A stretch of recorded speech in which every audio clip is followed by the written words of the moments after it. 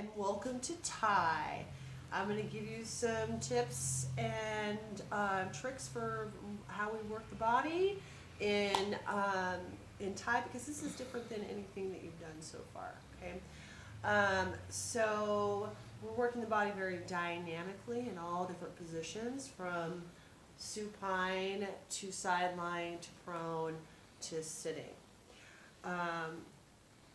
So a few things when we're doing traditional Thai on a mat, we always start at the feet, and we always work up towards the center. We always start at the extremities with the body in supine, but first off we start at the feet. And then we work towards the center. So the way the send lines work is they believe that the energy comes in through the feet and the hands, the extremities, comes towards the center, kind of churns around in there, and there's like a little heater inside there, you know, with the stomach and whatnot, churning things about, and then pushes everything back out through the extremities. So comes in through the extremities, gets kind of cleansed and churned about, and then pushed out. So we are assisting the natural path of which this flows. We're assisting the body in what it does naturally, right? We're assisting the natural healing process of the body. So we're removing restrictions and blockages that are in the energetic body and in the physical body. So that's how we always start in supine. But once we get a few things done in supine, we can start moving the body into different positions. Today we won't be doing transitions. We're just going to be working on two parts that we do. Okay, so we have 3 rules of thumb. The first one is you always start with working the send lines. So as I mentioned, we start at the feet and we work towards the center. But we always start, when we start working the body, we always start with send lines first. Second, then we move into joint rotations. Once we've done send lines in that area, we then do joint rotations. Joint rotations help us remove blockages so the pathway is clear to get to the center. Things get kind of mucked up in the joints, so in the ankle joints, knee joints, hip joints, shoulder joints, wrist joints. When we're doing rotation, even in the neck and head, we'll be doing joint rotations in those areas to remove anything that might obstruct the pathway to the center and then back out again. So first send lines, second joint rotations, and then postures. And this is how we always enter into working the body. Also, when it comes to tools, we use our hands, we use our fingers, we use our forearm, but we use it as what we call a forearm rolling pin, like a rolling pin. If you were to take a rolling pin and roll out some bread, we would use our forearm like that. And we use our feet, we use our knees, and the rules as far as our tools go are the same as anything in massage. We always start with our broadest tool first to heat up those areas, and then we move to more specific tools. Today we'll only be using our palms. We're starting with palms, okay? So always using our broadest tool first and then to more specific. All right, so I'm going to start, let me introduce stances real quick, and you can look these up on Moodle. But the practitioner has different stances that we can move in and out of to create movement for ourselves. So the first one is closed diamond, and then we have open diamond, then we have kneeling diamond, or raised diamond, kneeling diamond. So those are the 3 diamonds. Then we have cat, we have raised cat, and then we have pouncing cat. Pouncing cat, the difference is that I'm on the balls of my feet here, okay? ready to pounce into action. Yay. Okay, pounce and cat, so we have 3 cats. So 3 diamonds, 3 cats, and then we have warrior stance. This is warrior stance, so we need to get movement in there, and this is warrior stance. And then if you were to come up onto the ball of your foot here, knee down, and then I'm on the ball of this foot here, this is archer stance, like if I had a bow and arrow, archer stance. And then the last one is bow stance, or Tai Chi stance. I've heard it called both. Okay, with those stances, we then have what we call rhythm rocking dance, or rhythm rocking movement. This is a source of movement where all of our compressions and whatnot come from. When we start transitioning the body into different positions, this is where we're getting the momentum to do it. So we have the forward and back rocks. Okay, I'm moving from my center and I'm using my whole body. We have the bamboo rock, which is side to side. And then we have the whirlpool rock. You can find this on Moodle in the videos. Okay.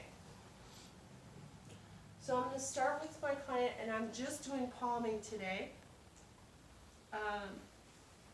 So palming, I'm going to start with my hands on the feet, because we always start at the feet. And I'm just going to start palming feet. I can work the feet both at the same time like this, from side to side. I can work one at a time. But see, I'm using my whole body to move the feet, not just my arms. Okay, your client will notice a difference. So I'm using my whole body, my rhythm rocking action to move the feet. So I can go side to side. I can bring the feet in here and then out to the sides. And I can also rock forward and back, bringing the feet into plantar and dorsiflexion. Okay? And if you'll notice, when I'm rocking her feet, I'm rocking and it's affecting all the way up to the greater trochanter here. So we are actually affecting, trochanter means 10, there's 10 muscle attachments all around the greater trochanter. So when I'm rocking from the hip joint there, it's affecting and helping loosen up those tendon attachments and maybe like clear away anything that might be obstructing that pathway. Kind of loosening things up there, okay? So then I'm going to come up and start palming the leg. So we always, our first stroke is always towards the center, and our last stroke before we move on to another area is always towards the center, because we're trying to push everything up to the center, okay? So if I were to palm my client, my first stroke was always going to go up. Then if I wanted to, I could rest like my hand on the greater trochanter and palm down the leg if I wanted to. I can palm in any direction. I can start the middle and move in 2 different directions if I want to, as long as my last thing that I do in this area is towards the center. We can even do a nice sweeping action too. Okay? If I want to reach the medial thigh and the medial line, I can just go across to the leg across body. So I can work palming here. Same thing applies. I can go any direction. I'm being very careful not to push on the knee, going around the knee. I can go in 2 different directions if I want to, as long as my last stroke goes towards the center line. Coming up to the arms. I can palm in, so I'm working from the extremities towards the center, okay? Pushing everything towards the center. Palming, palming, palming. I can now move in different directions here if I want to, as long as the last thing I do goes towards the center line.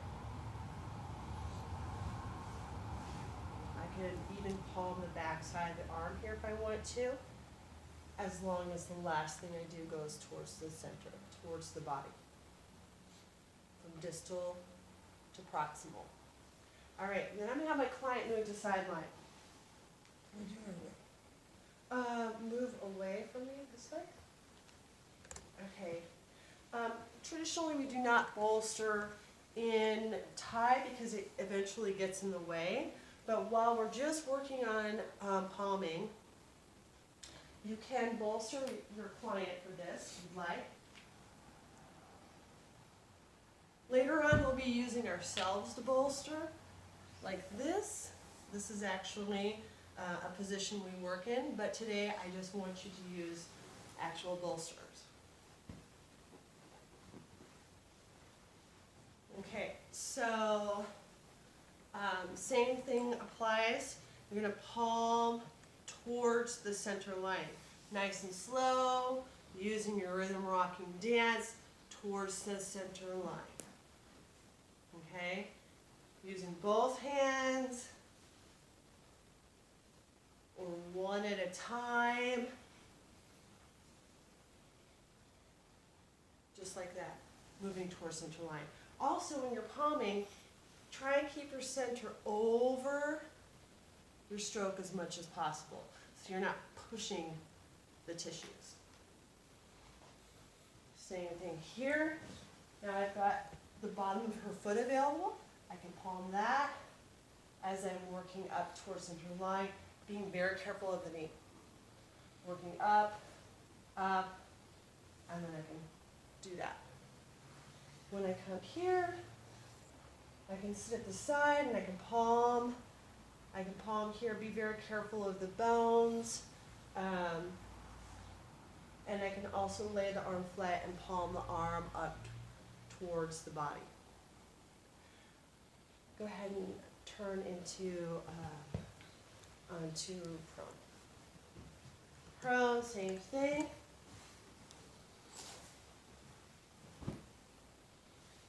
We're going to palm up towards the center line of the body, okay? The legs up towards the center. Now we can get into warrior stance here and palm the back in any direction we want to, because the center is right here. We can just go up and down and all over. It doesn't matter. So we can just palm. We can palm cross-handed like this. Do a nice little cross-hand stretch. Rocking the body creates the movement that we need for our compressions. Okay, moving quicker than I want you to move. And then the arms, we can palm towards the body, okay? Go ahead and sit. So as I'm telling her to sit, or to move into different positions. In Thai, we'll eventually be learning how to transition your body, or your client's body, into those positions. You will be moving your client from supine to sideline, to sitting, to prone, wherever you want them. Once you work the front of the body or do the send lines, you can move the body all around. Okay, but today we're just focusing on the differences in palming and how to the palming technique, okay? All right, so I'm going to palm the shoulders. And the way we palm shoulders and sitting is most comfortable for me. You can try out different positions, but for me to be up in this Tai Chi or bow stance. And our hands are going to go out to the side like this, right up by the neck, and we can palm this way. We can palm both hands at the same time, or we can palm one at a time. It creates this nice little rocking action. This rocking action is really nice because it's kind of like the feeling, it takes us back to the feeling of being rocked by our mothers. It's very nurturing. And so I could start out the side here, and I can actually walk my hands